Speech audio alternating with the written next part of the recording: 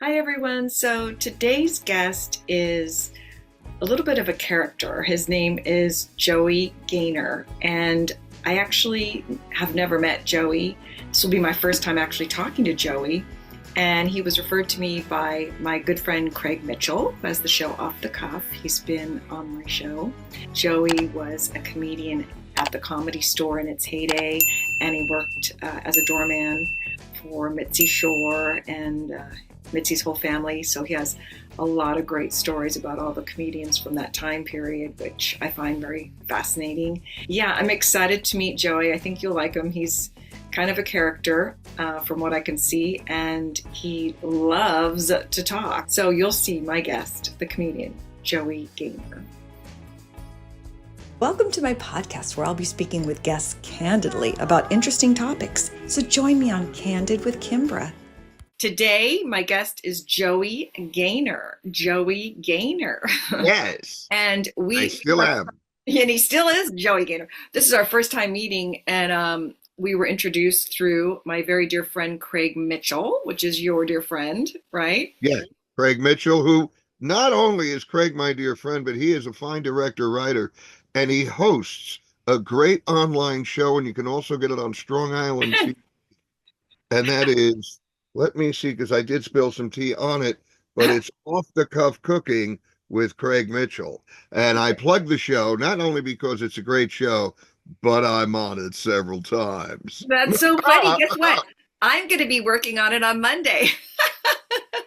Oh, you'll have a great time. He's a great director. I know. I love Craig. I keep telling him to try to get into directing. See if you can, even an AD and move your way. I mean, it's not easy. Nobody, especially when you're older, but he's really good.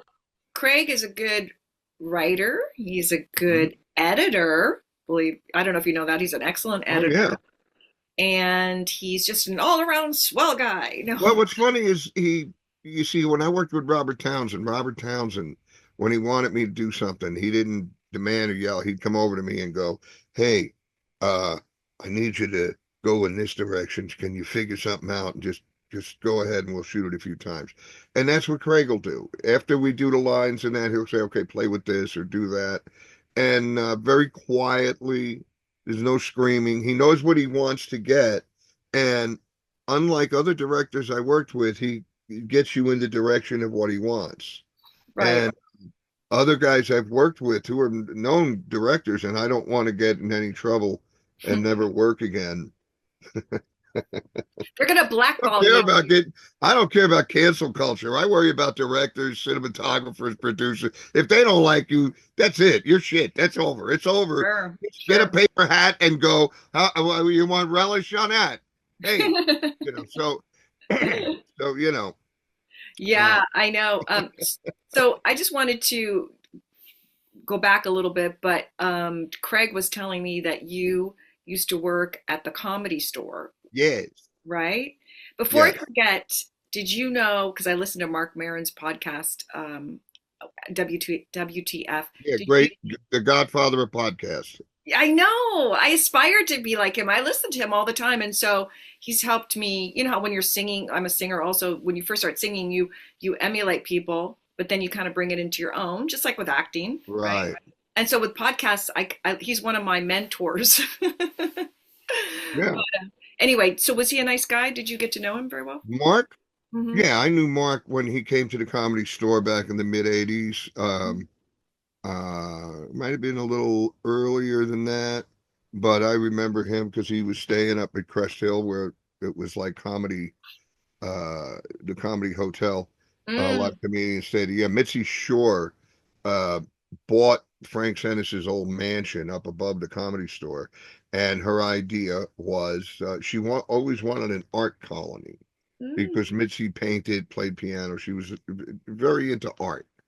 And that's why the Comedy Store, sometimes you see a comedian who you weren't thinking was very funny, but she was letting them try to develop their art. Of course, if it didn't work out, it didn't work out. But anyway, Mark lived up there, and I would hang frequently up there. I lived in Whittier, California, like 25 miles out.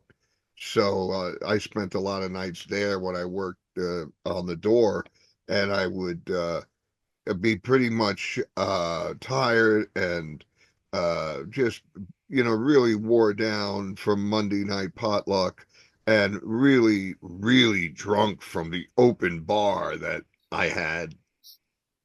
uh Wow. yeah, we would get looped. Oh God Almighty! I don't. We were Me- as the guy says in the Beatle documentary. Oh yeah, he was legless. We would get smashed. I don't know how I drove home some nights. It's horrifying, but You it was a comedians. time. Huh? You comedians. I hear so many stories of self-medication. Well, here's a funny thing about comedy. I had a cousin who was a big time wrestler. He's a big WWE star at one time, and he went under the name Adrian Adonis, and we were talking about the road and everything. His real name was Keith Frank, but we were talking about the road, and I said, it's funny how comedy and pro wrestling, in a way, they kind of coincide as far as you're in front of all these people cheering and screaming, and then you're in a hotel room with nobody. Oh, yeah. And you'd be in a club, like in my situation, I'd be in a club and I'd be 400, 500 people in some of the bigger rooms at the time that we were playing. And it's great. Yeah, two shows, roaring applause and shaking hands. And then afterwards, you go back to the hotel room and you're alone. So what happens? You call one of the other comics or the other two comedians that are on the show, and you get together and you drink and you smoke grass or whatever, and you unwind, and uh uh it it's it it was but we were talking about the loneliness, or when you're alone, after all that cheering and everything. And it hit him. He said, "Yeah, I know. How about that?" He says, "I like when it's quiet." I said, "Well, you're in front of 14,000 people. Sometimes I too am in front of 14." So, but yeah, I began to notice that after being on the road a couple of years. I mean, I would get nice hotel rooms and everything. You get cable, Mhm. headline news. Remember, well, you're too young to remember headline news with Gordon Graham. Gordon Graham used to be on headline news late at night, and he Oh, was like Grandpa. He would tell you the news, and you'd just go, "Okay, Grandpa," and go right out. He had that voice. It's, right, right. well, today in Washington. Yeah, I don't remember him, but No, he was. They changed when they changed headline news to like everything is a crime drama. There was no more Gordon Graham. He was gone. mm. He was the overnight guy. He was great. So when you were working at the Comedy Store, were you actually doing stand up? Were you? Yeah, Yeah. yeah. I started doing stand up there in 1976. Uh, in 1975, I got to see Freddie Prinze twice.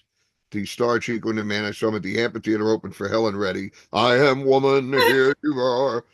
Well, men can sing that now. And, But yeah, and I just thought of that. Yeah, yeah, yeah, yeah. It's become it's not just a woman's anthem anymore. no, it's and there's a. But anyway, I saw him over there, and then the KHJ Radio, uh, which was uh, every year had a big Christmas show.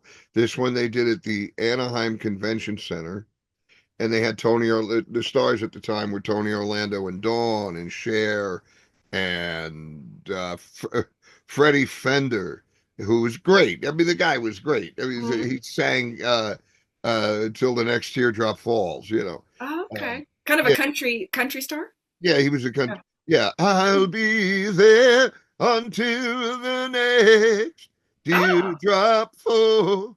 you're a Yes. singer too, huh? I just woke up my Latino neighbors with that Freddie Fender's back. No, so anyway, Wow. So you were doing stand up in the what? ah, You ah, you were doing yeah, stand that up goes out to you, Mr. Rodriguez and Mr. Lopez.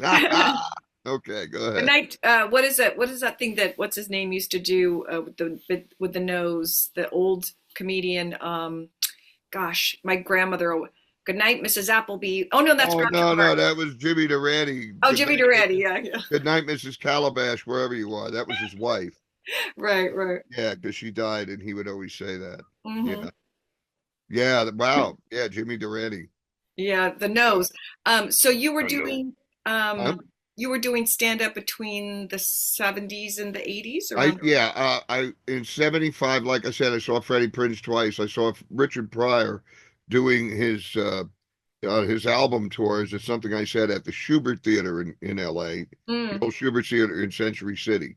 And my uncle was a big time ticket broker, Troy Tickets. So I got tickets to everything. And, hey, you want to go to this? Here, you want to go to that?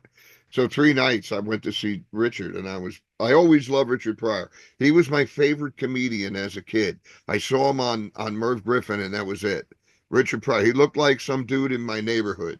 That's exactly what, because I'm from Newark, New Jersey, in the Central Ward, and Richard Pryor reminded me of a guy in my neighborhood, a young cat who was a really funny cat, and He seemed to be he seemed to be the idol of a lot of comedians of yeah, because he from the was just 70s, 80s. amazing. His his spontaneity was I mean, just ridiculous, and his whole outlook on comedy was, I was sitting with him one night. I was opening for him at the Comedy Store, and I was sitting with him one night after the show in the main room.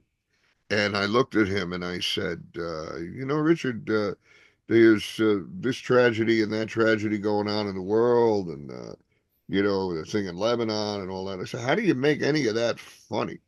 I mean, how do you turn that into comedy? And he looked at me, took a drag on his cigarette. He looked at me, and I'm waiting for this 3 hour philosophical answer. And he looks at me and he goes, well, see, you put the funny in. Just put the funny in, and then you could talk about anything you want to talk about. And Right. he was it 4 words, put the funny in. And that's where, and I've made the mistake of not doing that, not realizing I'm pontificating, and I catch myself and get the hell out of there. I don't want to do that. That's some comedians will do that sometimes. We get wrapped up in what we're thinking about and not what. But anyway, he was absolutely right, because when the DC-10 crashed, they were doing jokes about it. They put another number on it. Now they're DC-101s. They're putting it back up there. Anyway, that's a long time ago. But the thing was, there was some stuff going on at that time. In '83, there was the bombing of the barracks in Lebanon. American soldiers were killed, and this thing and that thing and that. And I got to have, and that was not that I made a joke about the bombing of killing of soldiers. I didn't do that, but I mean, there was a lot of heavy stuff going on. In '83 was an interesting year, and I was working with him, and then I was working with on the road with Slappy White and Pete Barbuti and the Smothers Brothers, and a lot of these guys, you think like, oh, they're old. You go back and watch their videos, and even young cats, I tell them, go back and watch this stuff, man. You want to write jokes? Watch what they did, and they're Right. like, wow, you were right. I said, yeah. I said, look, if you want to see a movie that has never lost step with the current times in any decade, Duck Soup by the Marx Brothers. Oh, sure. Sure. Yeah, that is a My dad political. used to make not make me, but he'd encourage me. He'd say, "Oh, the Marx Brothers is going to be on tonight." And when I was just a little kid, and that was like a big thing, he'd make me watch that. The Marx That's Brothers. good. He's a smart man. Yeah, See, and what? Sid Caesar. Yeah. Oh, Sid Caesar. Right. Sid Caesar. I got to see him get roasted at the Friars Club. Mm. And when it was all done, everybody was walking around, and there's Sid Caesar standing up there behind the dais all by himself. And I walked up and I went, Mr. Caesar, my name is Joey Gaynor, and I'm a young comedian, and I do this because you, and that's why. Because when I see and you're there, and then the guy will say something, and I won't listen because I'm watching you, Hmm. because you are the reason. And then there's no other, because we bring the love. And then what you do is, because he would talk gibberish, he would.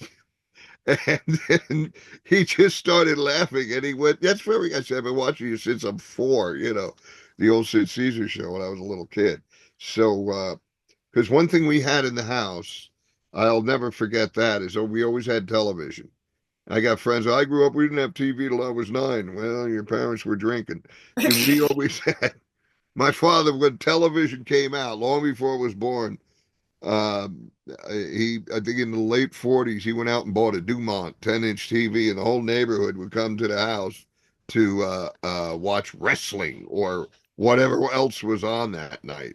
And it's very funny because if you've ever seen a Dumont from the 40s, it's a little box, it's furniture with a little rounded screen, black and white, and knobs and everything. And I had one similar to that, and I used to run my video machine on it. Mm-hmm. Back in the day, I put my VHS machine would work with it, and I put movies on like that. My friends would be cracking up. Oh, look at So this.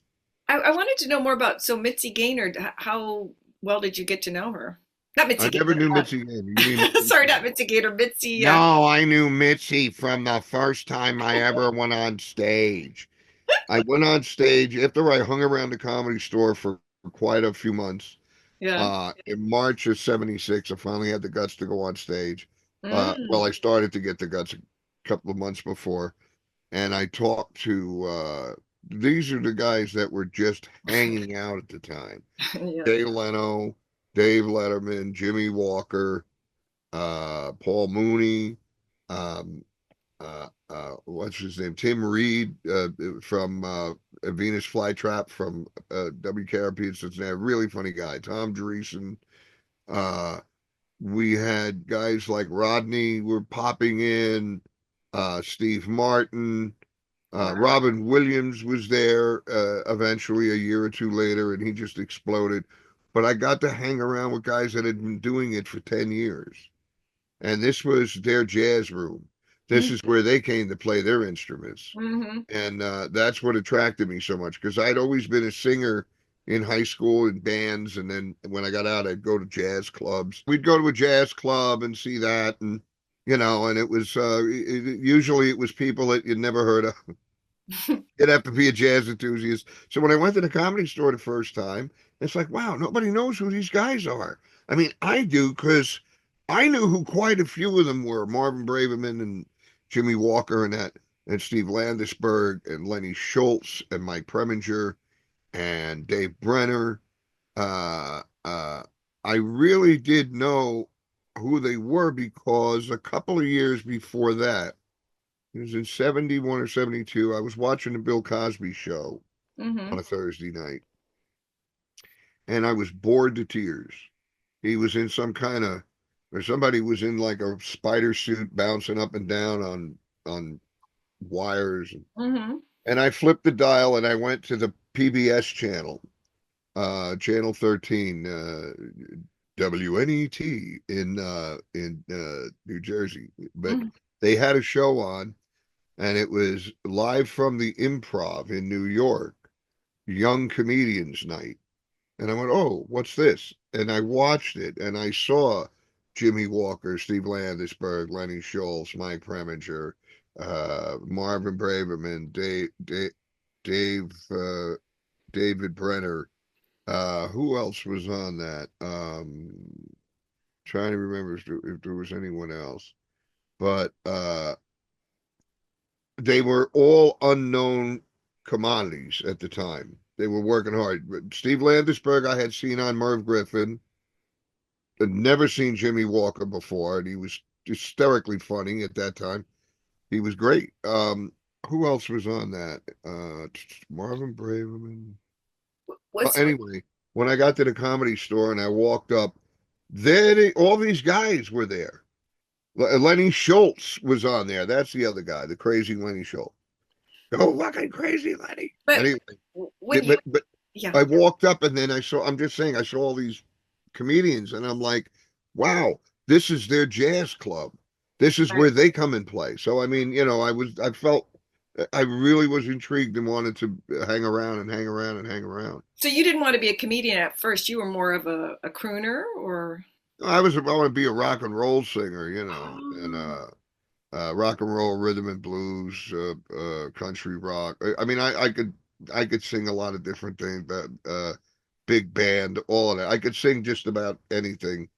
Because when I was growing up as a kid, we'd put music on in the house, but it wasn't just one, wasn't like a stack of Hank Williams records. Hmm. It would be, let's see, Paul Anka, and then it would be a Bobby Rydell record and Chubby Checker, and then it would be a Jackie Wilson record, and then it would be a Farron Young record and another country record, and then it would be Bobby Darin, and it was just this, then a Bing Crosby, and this was just this eclectic.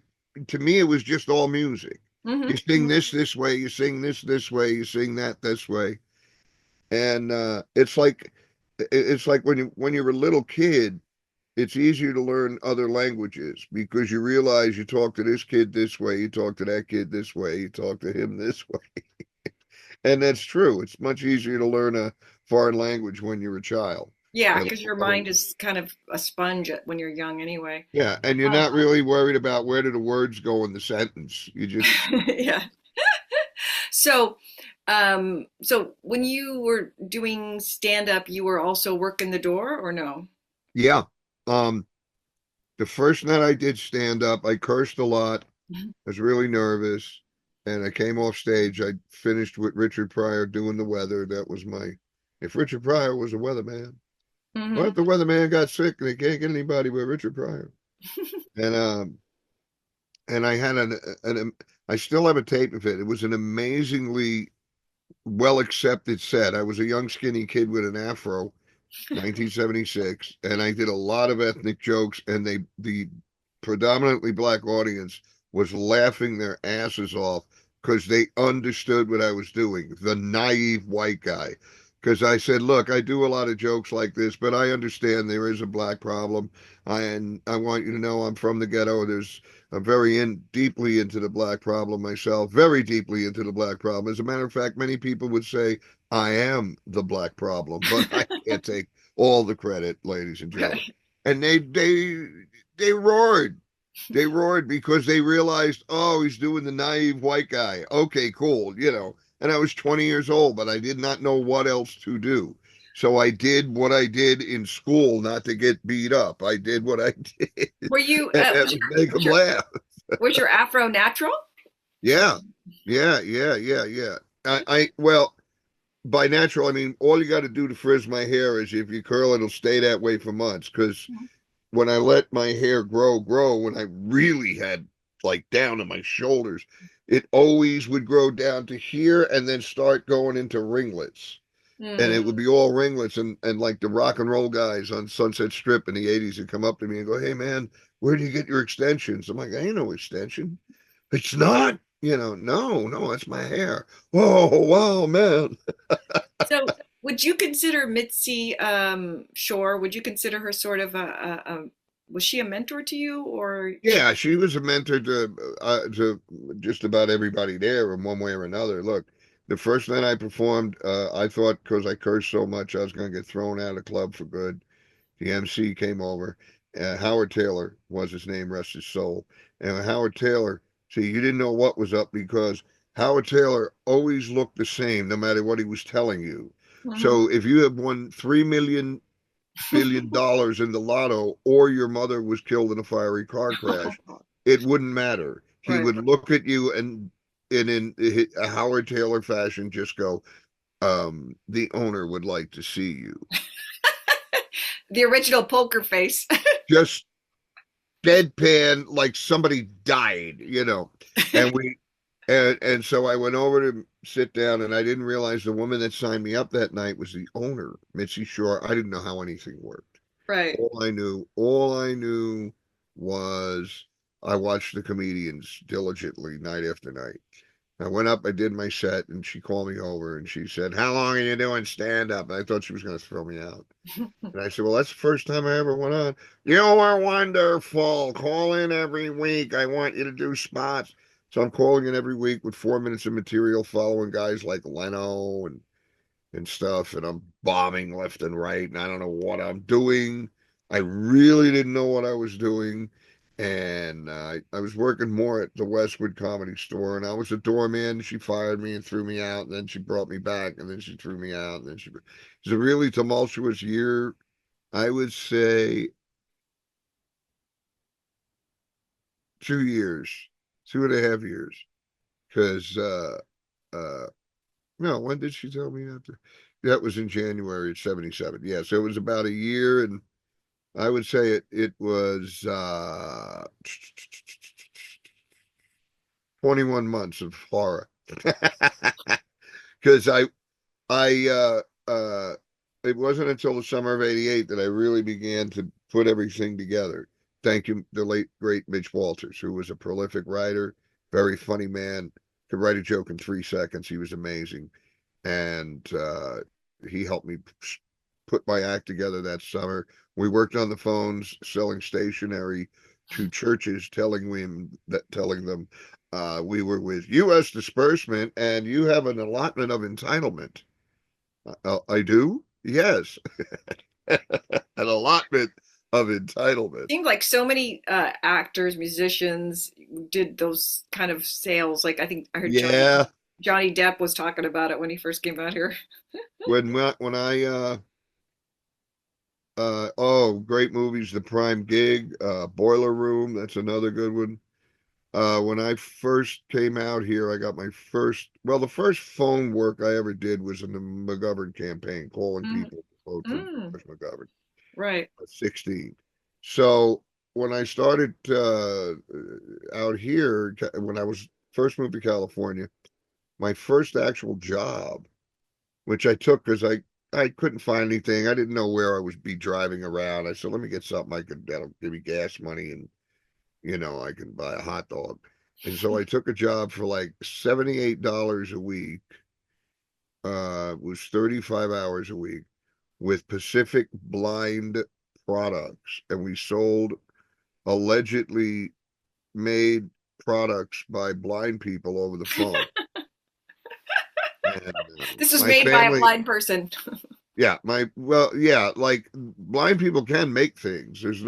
But I mean, some of the stuff, it was like, how are you making this?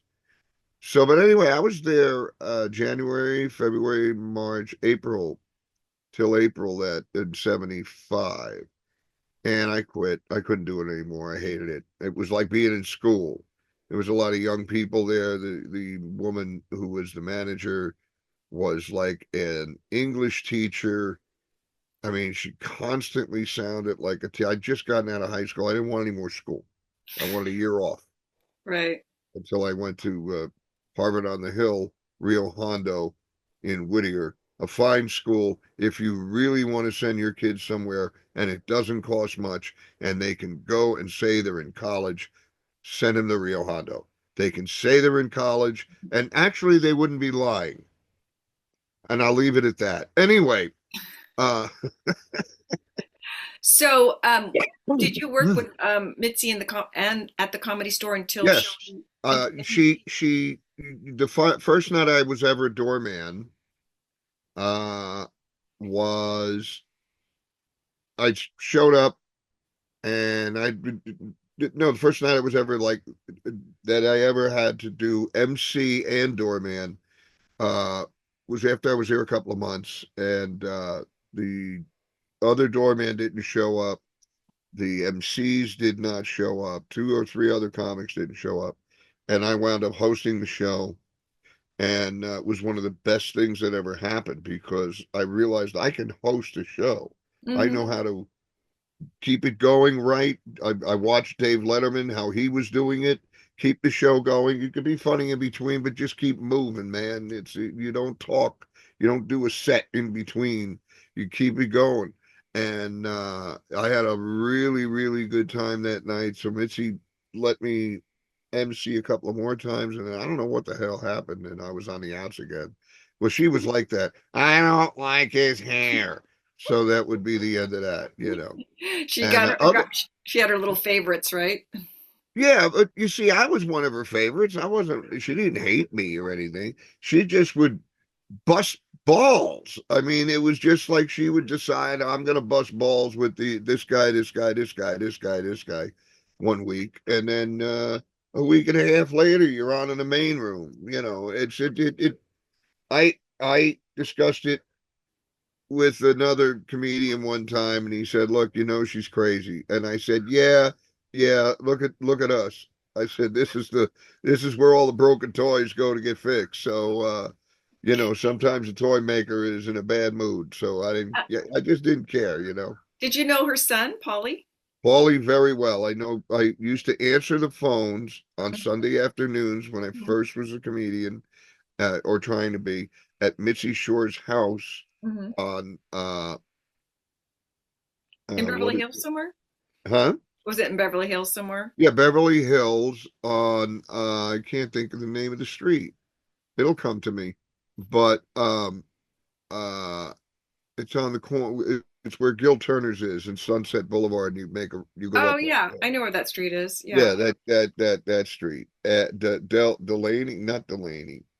It's something like that. And anyway, I would go up there on Sunday afternoons and answer the phones for 5 hours. In her house, she had an office in the house. It was a mansion that she had gotten in the divorce from Sammy Shore.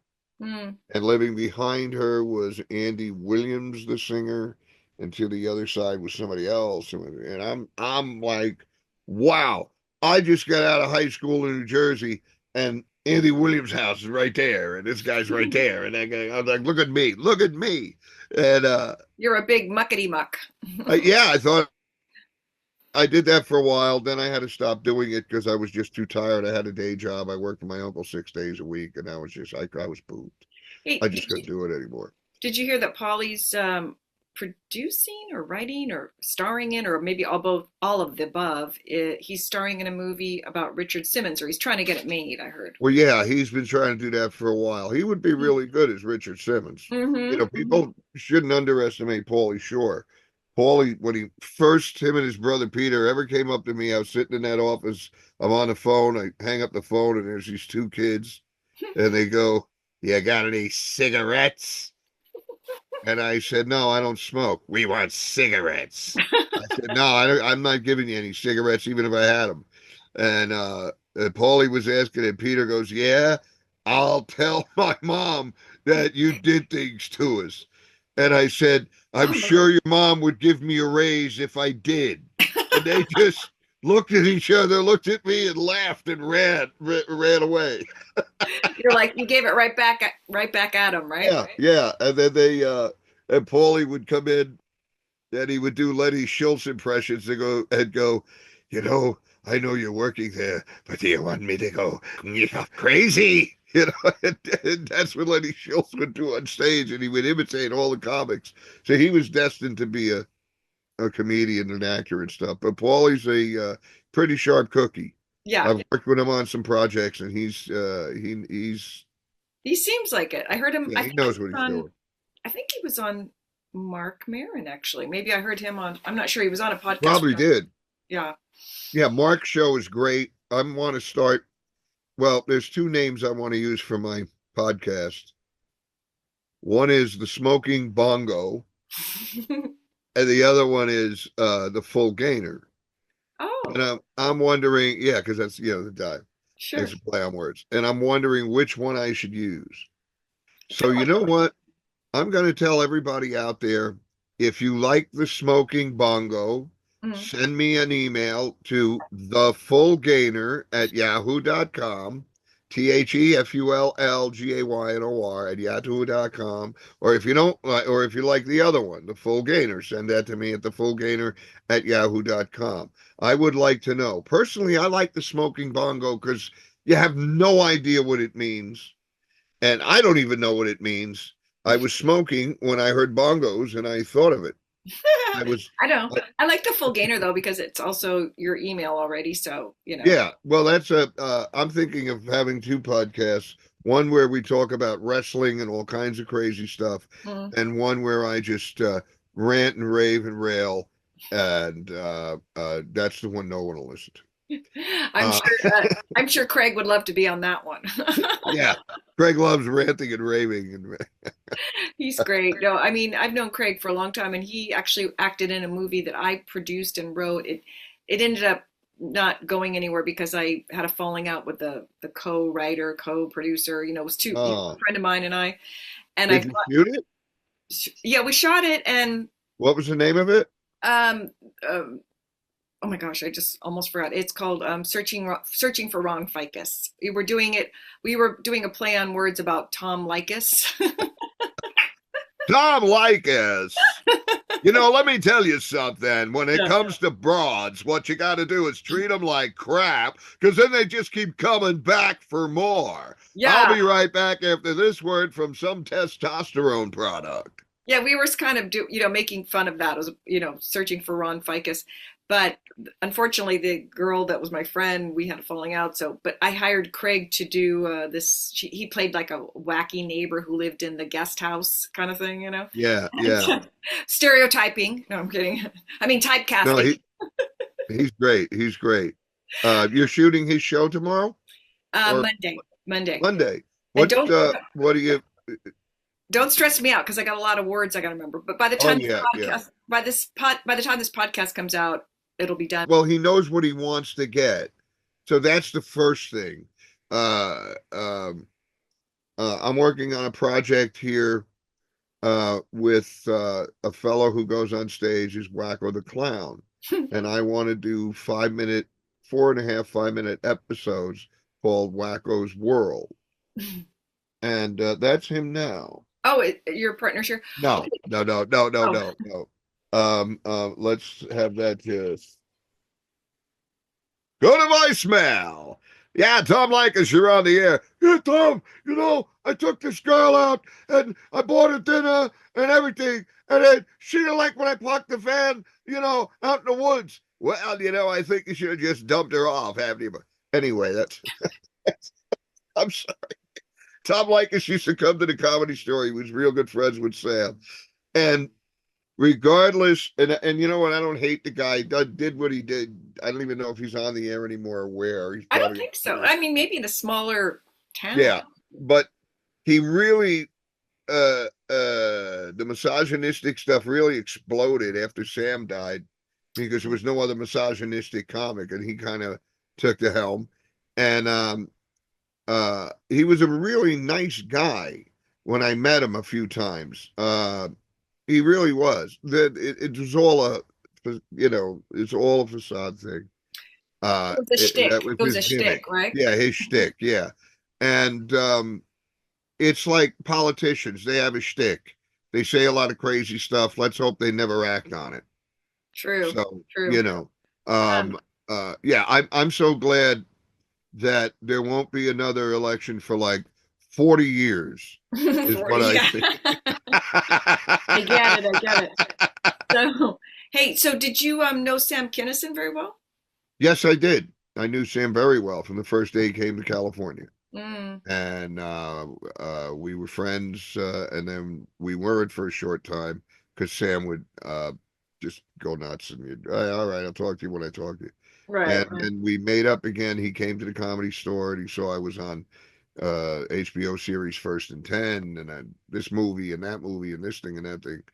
And about 2 months before he died, he came up to me and, hey man, how you doing? I see you're on HBO. Hey, oh, hey, And I said, yeah, all right, you want to be friends? And we hugged and everything. Because I didn't hate the guy or nothing. I knew there was a lot of things going on with the blow, the coke, and I also had found out, like, if you see the documentary I Am Sam Kinison, which I'm in it with, they interview me and Jay Leno and Bill Burr and Joe Rogan and a lot of people that didn't know him. And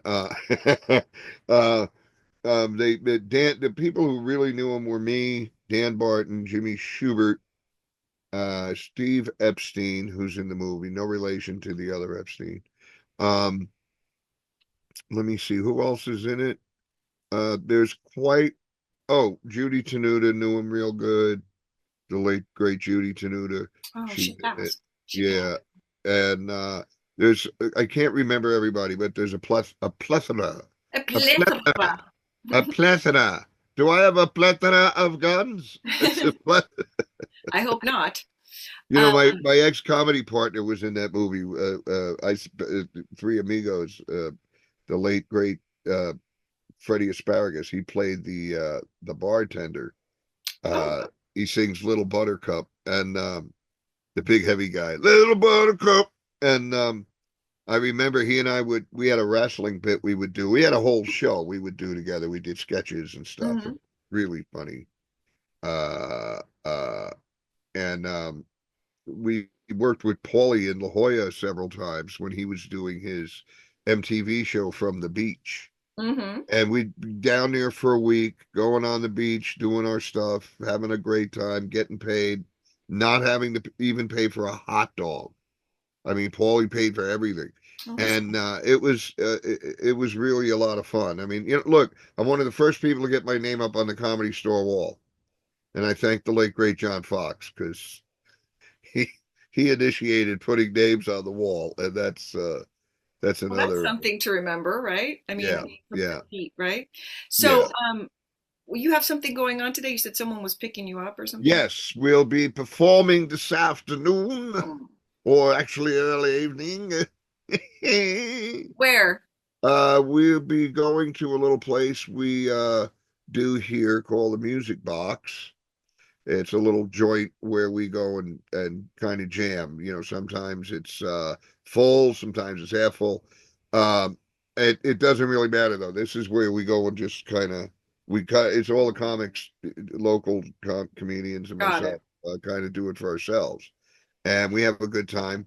There's another place that I've been working with a fella named Chris Whitney, Hmm. otherwise known as Whittles, and that's Tucson-comedy.com.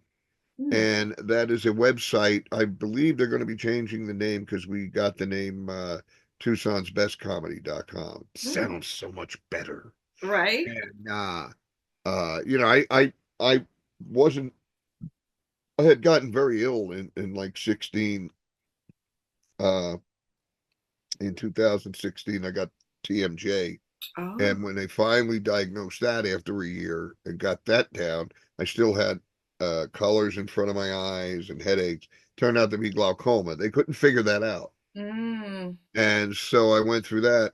And when I finally got back into stand up, I realized like I didn't realize how much I missed it. Mm-hmm. Mm-hmm. It's like having it just taken away from you. And Mm-hmm. so I'm really enjoying it again now. I've had a chance to reinvent and do a lot of rewriting and embracing. I wrote a lot of material about embracing my age because I'm 69 now and going on, I don't know, 28. It's stupid. And I've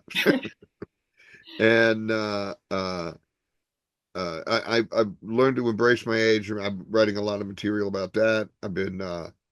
We do a place called The Mint on Tuesday nights here in town. Mm-hmm. It's an open mic. I MC it quite a few times a month, and it's a lot of fun to do that. I work out a lot of material there, Do you and like do you like living in Arizona more than California, or do you miss California? um, uh, yeah, I love living in Arizona. Yeah. Um, Okay. I I don't. I like Arizona. It's okay. I mean, I made a lot of good friends here. I'll be honest. That's good. Chris Whitney, like I said, my good friend Jarrett. Martin was very, very funny.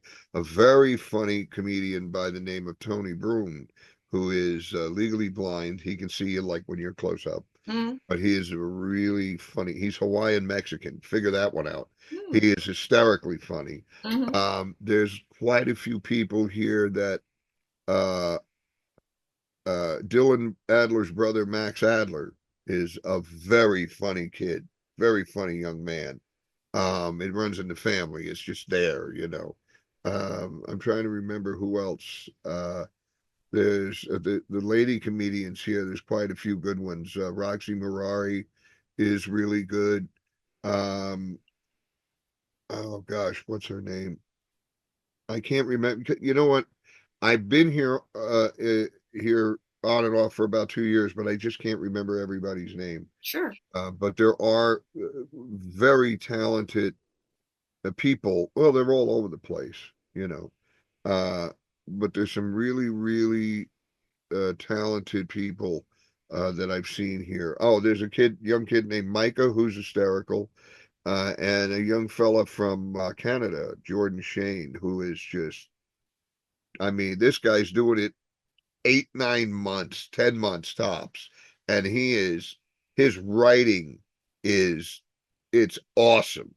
Wow. So yeah, I just worked with my good buddy Andy Huggins, who is tearing it up. He did a Don't Tell comedy special, and that has 3 million views now. Andy Wow. 74. So see, I always felt if you really want to keep doing, it's not like playing football or baseball or basketball. I I don't feel I'm too old to be doing this. I never really stopped. I got sick, but I never really stopped. And Andy, God bless him, he's like an inspiration at 74. 3 million views? Come on, that's incredible. That's fabulous.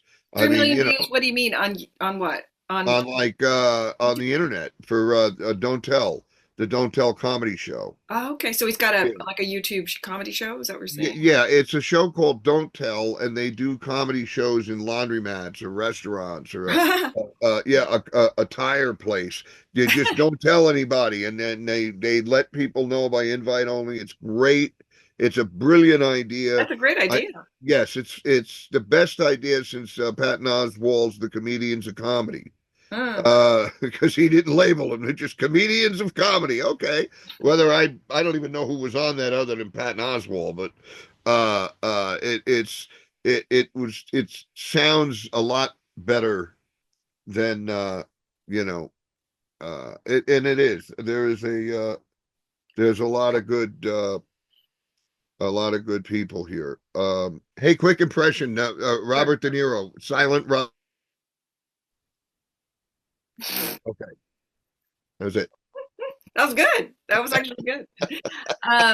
So tonight you're performing at what's the place? What's it called again? So We're going to be doing a show. We're going to be doing some stuff over at the Music Box here in Tucson. Music Box in Tucson. Okay. Yeah, and it's the Music Box Lounge, and it should be. We usually have a really good time there, and like I said, it's a workout place.